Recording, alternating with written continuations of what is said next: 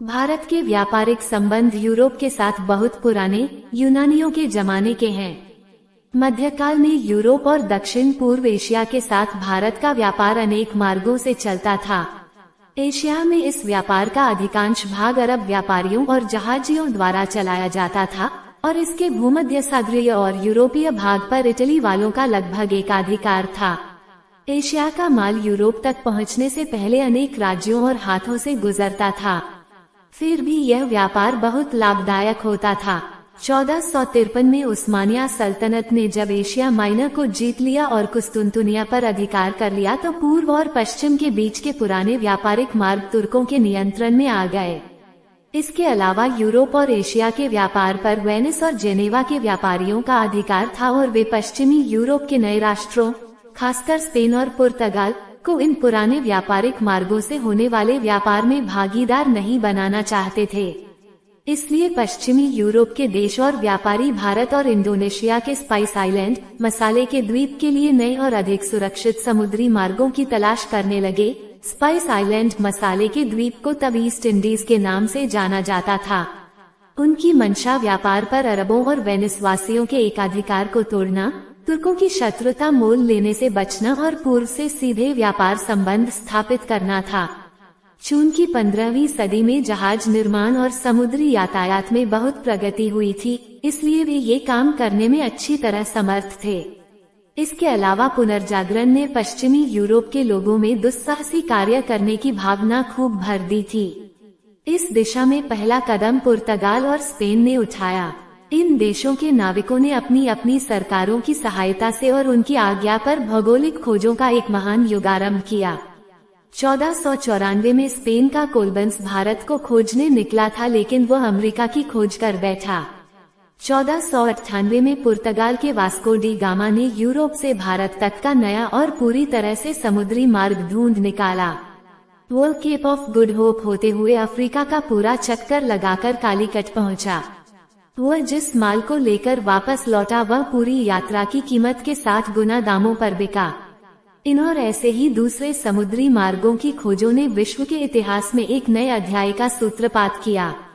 17वीं और 18वीं सदियों में विश्व व्यापार में बेहद बढ़ोतरी हुई।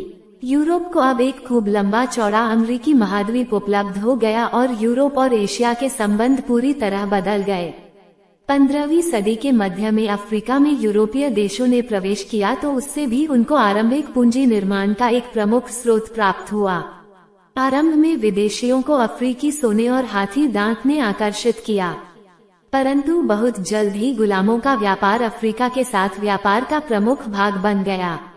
16वीं सदी में इस व्यापार पर स्पेन और पुर्तगाल का एकाधिकार रहा। बाद में इस व्यापार में डच, फ्रांसीसी और अंग्रेज व्यापारी छा गए।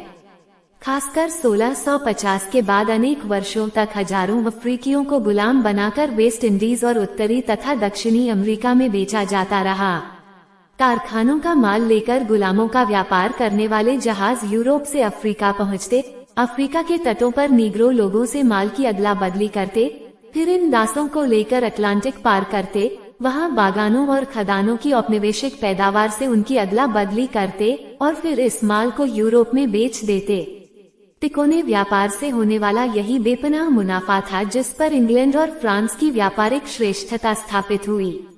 पश्चिमी यूरोप और उत्तरी अमेरिका की समृद्धि अधिकांशतः गुलामों के इसी व्यापार पर और गुलामों की मेहनत से चलने वाले बागानों पर निर्भर थी।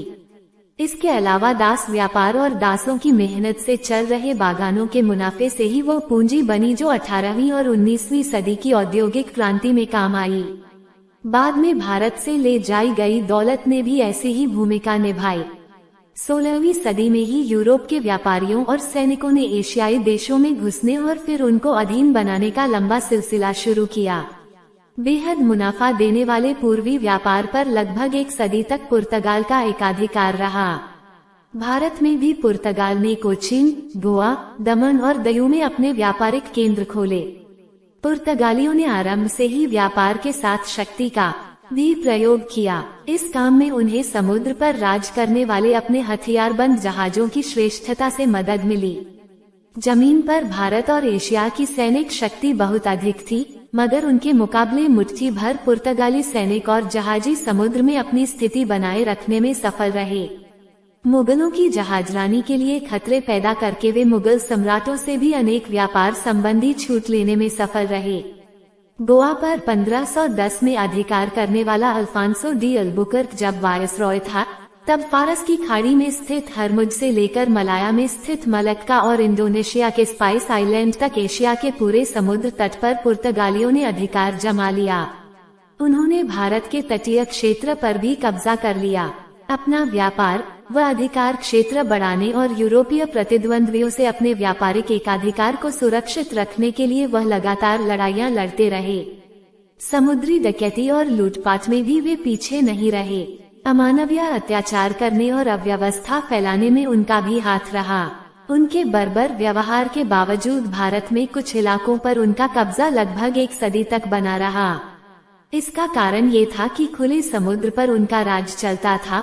उनके सैनिक और प्रशासक कड़े अनुशासन के पाबंद थे और चूंकि दक्षिणी भारत मुगल साम्राज्य से बाहर था, इसलिए मुगलों की ताकत का सामना उनको नहीं करना पड़ा। 16वीं सदी के उत्तरार्ध में इंग्लैंड और हॉलैंड और बाद में फ्रांस जैसी उभरती हुई व्यापारिक और प्रतिद्वंद्वी शक्तियों ने विश्व व्यापार पर स्पेनी और पुर्तगाली एकाधिकार के खिलाफ एक कड़ा संघर्ष छेड़ दिया। इस संघर्ष में स्पेन और पुर्तगाल की हार हुई।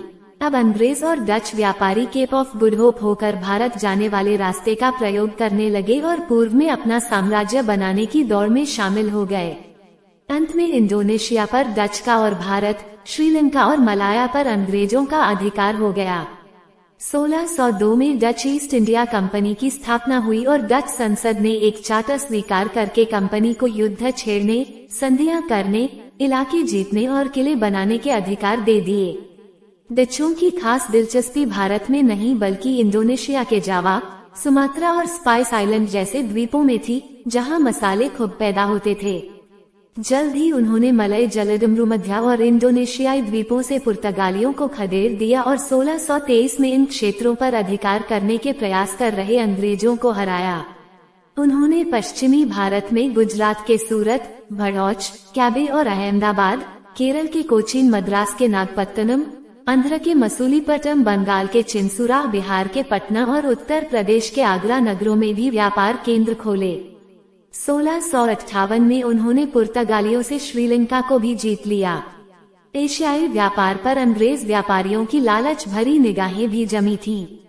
पुर्तगालियों की सफलता मसालों, मलमल, रेशम, सोने, मोतियों, दवाओं, पोस्लिन और एबोनी से भरे उनके जहाजों और इनसे प्राप्त भारी मुनाफों ने अंग्रेज व्यापारियों की भी आंखें चकाचौंध कर दी। वे भी इस मुनाफा देने वाले व्यापार में शामिल होने के लिए बेचैन हो गए। 1599 में मर्चेंट एडवेंचरर्स नाम से जाने जाने वाले कुछ व्यापारियों ने पूर्व से व्यापार करने के लिए एक कंपनी बनाई। इस कंपनी को, जिसे ईस्ट इंडिया कंपनी कहा जाता है, 31 दिसंबर 1600 को महारानी एलिजाबेथ ने एक रॉयल चार्टर के द्वारा पूर्व से व्यापार करने का एकमात्र अधिकार दे दिया। 1608 में इस कंपनी ने भारत के पश्चिमी तट पर सूरत में एक फैक्ट्री खोलने का निश्चय किया। तब व्यापारिक केंद्रों को फैक्ट्री नाम से ही जाना जाता था।